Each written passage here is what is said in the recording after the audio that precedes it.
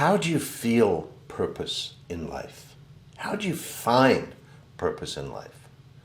Purpose is something deep within you. It's not something grand to accomplish, but rather a subtle essence of you that feeds through all that you do. It's the source of your motivation, of your passion in all areas of your life. I've found that purpose is hidden in all the stories of our lives, often coming through the most challenging times. I found that with my coaching clients and the many people who've come to my retreats to connect with their purpose and resculpt their lives from there. Perhaps by sharing my story and how I connected with my inner purpose, you'll understand more how it can show up. If you visit Burma, you'd find yourself immersed in the pungent smells of fish sauce from the street markets and open restaurant windows, merged with mango and teak-scented tropical breezes.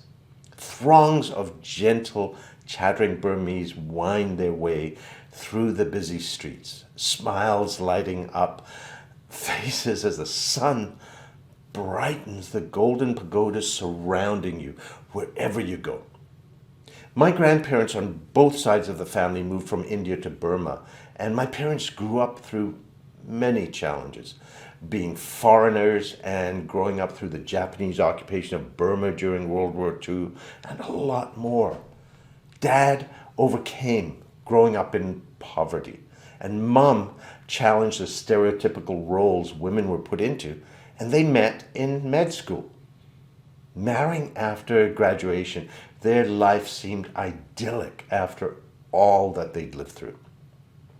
1 year later, I was born, and they added great dreams for my future to their hopes for their lives.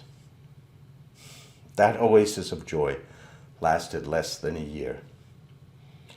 Just before my first birthday, the military took over and formed a junta, essentially a terrorist regime. Any soldier can stop you on the street, make you kneel, and play head games with you. Maybe they'd shoot you, maybe not. Whatever they feel like.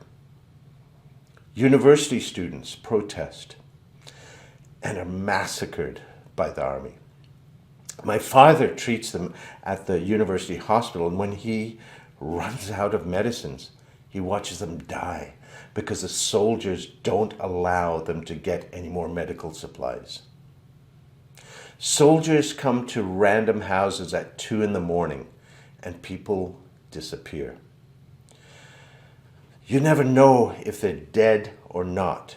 You just never see them again. How does this affect you as a child? I'll tell you how it affected me. I don't think I saw or experienced the atrocities the soldiers in the army carried out directly.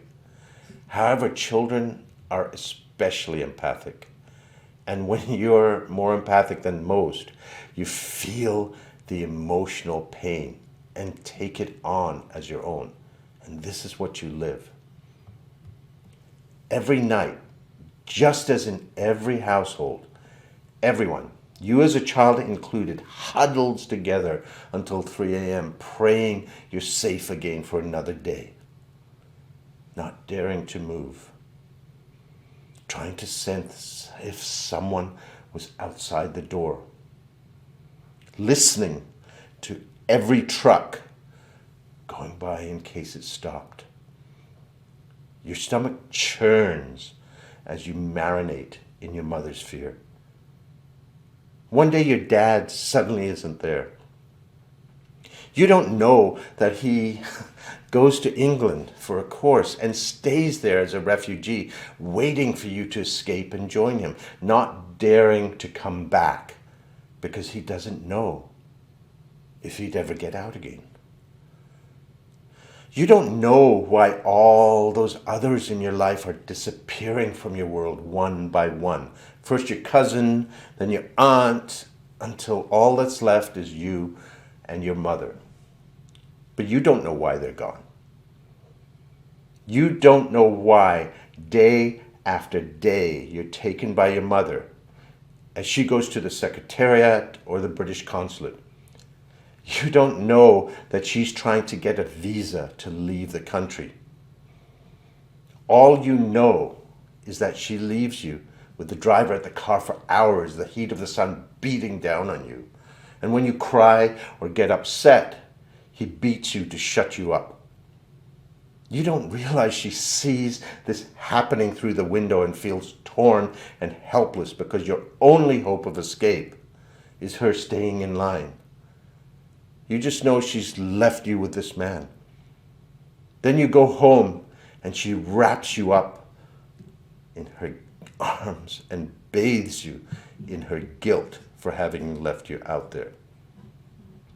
As a child, what do? You ask, "What's wrong, Mom?"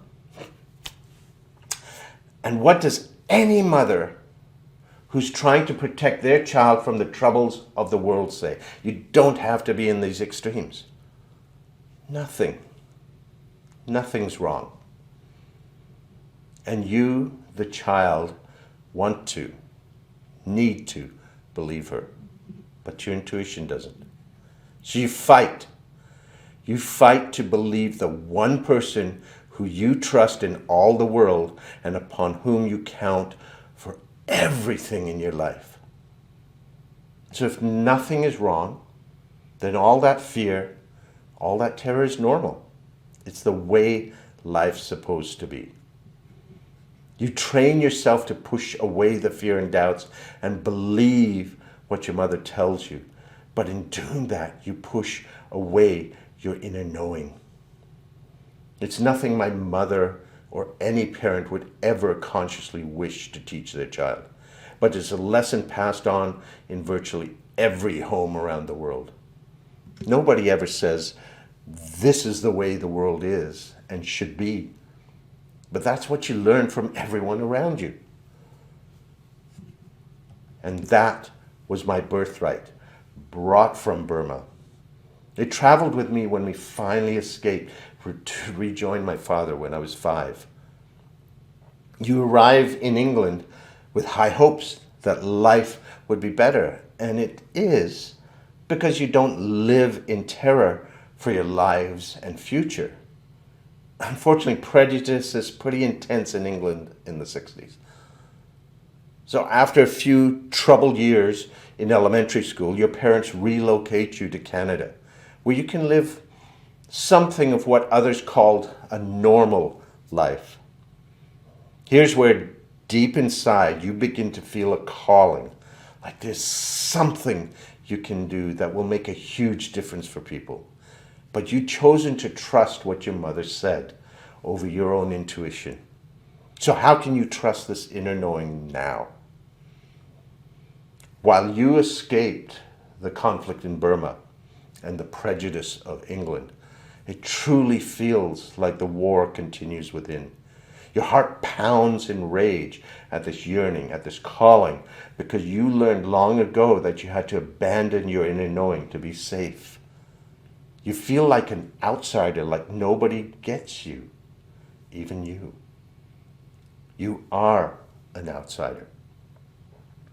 You sabotage yourself in virtually every aspect of your life because your unconscious programming that maintained fear and suffering and aloning was normal for life.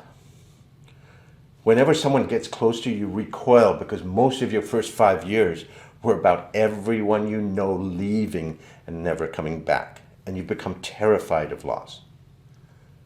You're nerdy, shy, geeky kids, so you go into sciences in university, probably because it lets you hide and stay in your head. You live from the neck up, and you don't have to deal with the emotional battleground raging deep within. One day, you go home from university to visit your folks for the weekend and see a flyer in the mail for your dad for a weekend workshop in hypnosis and hypnotherapy. Now, you're studying quantum physics, about as far as you can get from hypnosis, but something in that flyer calls to you. You know you have to be there, so you sign up, even though you're saying, this is crazy, all the way there. You soak up everything at the workshop and meet George, who uses hypnosis to do past life regressions. You're drawn to that and study with him for a while, and he introduces you to neuro-linguistic programming, or NLP, which is like a software for the brain. Somehow something within you pulls you through this journey from one thing to the next to heal the trauma and complex PTSD you carried from Burma and beyond. You become a certified master practitioner and a trainer in NLP and go on to learn every psychological approach to healing you could find. Psycho-cybernetics, silver mind control, focusing, the relaxation response, the list goes on and on. The time comes when you need to go deeper and you move from psychological ways to heal, to spiritual. And your spiritual journey becomes in earnest as you inhale every book and retreat and training you can. Wayne Dyer, Marianne Williamson, Louise Hay, A Course in Miracles, Napoleon Hill, Abraham Hicks, Psych-K, shamanism, Reiki, and so much more. The right teacher and modality are always there when you need them. Over the decades since that first course that you heal the million layers of disconnection within, you learn how to allow people into your life and close to you.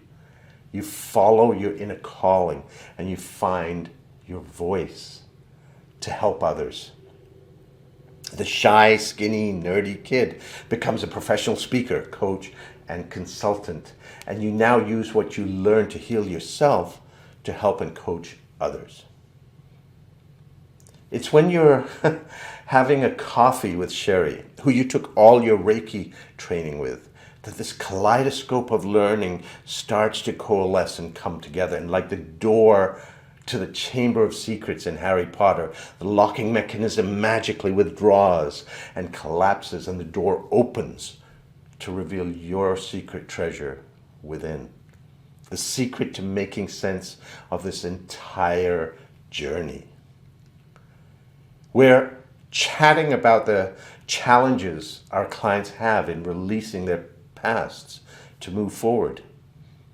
It's crazy how much energy people put into blaming others, says Sherry. It's like they need to feel helpless about what's happening in their lives. That's a choice, isn't it? Think of challenge in life like a tornado. You can either say, oh, poor me, I'm being carried away by this terrible tornado, I'm so helpless. Or you can trust that at some high level, you, spirit, God, the universe, whatever you call it, created the tornado to help you get where you otherwise could never have arrived. Where did you get that from, Asher? I don't know. It just came to me. The first choice just feels wrong. I'd hate to live in a world like that where you have no influence over the tornadoes, like you're a victim to their whims. But none of us live trusting that there's a reason to everything that happens all the time. You and I have both been whomped by life at times and wonder what the heck is going on. She looks at me knowingly. Yeah, that's called being human. But with time, we learn how to grow from each tornado in our lives, and we start to see how it carried us where we couldn't get any other way. And then we choose again how we see the tornadoes in our life. I flash back to my teens then. When I was a teenager, I'd go out in the canoe at our cottage all the time. I was competent. I was okay in the canoe, and I'd take off for hours down one of the two rivers connected to the lake. I loved being in nature. It took 5 minutes to cross the lake, but one day I was caught on the other side when a storm came up, and I was stuck. No matter how hard I paddled, the wind whipped the canoe around, so I was headed away from our cottage. I was drenched, shivering with the cold and terror, and my arms felt like they were made of lead. It took me 3 hours to get back to the cottage. When I got back, I wasn't competent at canoeing anymore. I was a master.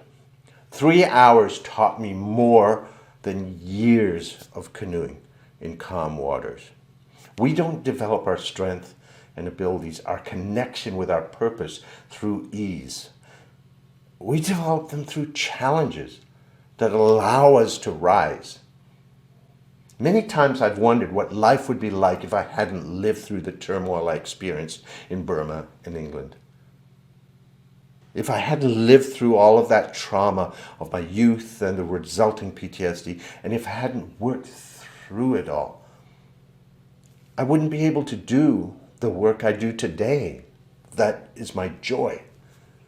We each have a unique gift, and mine is to see what's possible in myself, in others, in organizations, and in communities, and to create a way that allows you to bring it forth if you're ready. My journey showed me that my purpose is bringing forth what's possible in me and in others. Your journey fuels your passion, your sense of purpose and meaning. When I look back, would I sacrifice all that fear and turmoil? I could have been a good person, living a good, safe life, but I wouldn't be me. I wouldn't be living with the amazing sense of purpose I have now. And I wouldn't give up who I am now for anything. Would you?